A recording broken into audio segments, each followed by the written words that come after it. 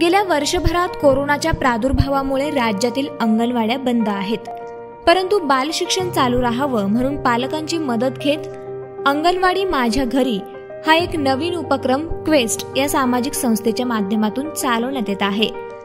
या प्रोजेक्ट अंतर्गत 10 अंगणवाड्यांमध्ये काम सुरू आहे आणि 4 जिल्हा परिषदेच्या शाळांमध्ये.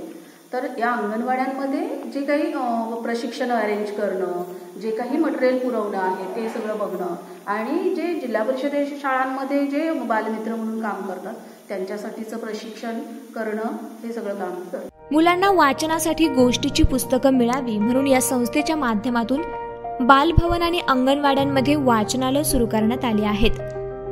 त्याचबरोबर इयत्ता 1ली ते 4थीच्या मुलांबरोबर भाषा आणि गणित विषयावर काम केलं जात आहे. जी मुले अभ्यासात मागे पडली असतील त्यांच्यासाठी अनुपद नावाचा स्तराधारित शैक्षणिक कार्यक्रम देखील या संस्थेकडून चालवला जात आहे. या कार्यक्रमांसोबतच आपण पाहिलं शिक्षण समृद्धी केंद्रांतर्गतची बालभवनं चालतात. तसंच वर्ले येथील जिल्हा परिषदेच्या शाळांमध्ये आपण 5वी, 6वी, 7वी, 8वीच्या विद्यार्थ्यांबरोबर अनुपद नावाचा कार्यक्रम करतो. काय होतं का ही मुलं इयत्ता जरी त्यांची 5वी, 6वी, 7वी, 8वीची असली तरी त्यांना बेसिक 1ली, 2री, 3री, 4थीच्या अभ्यासक्रमातल्या काही गोष्टी त्यांच्या वीक राहिलेल्या असतात आणि त्याच्यावर काम करण्याची गरज आहे.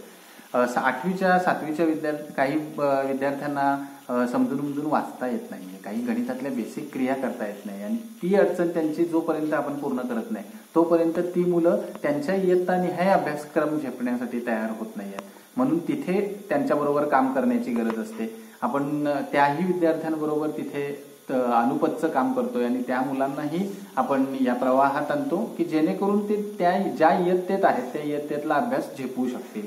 अशा प्रकारचं सगळं हे काम चालू आहे.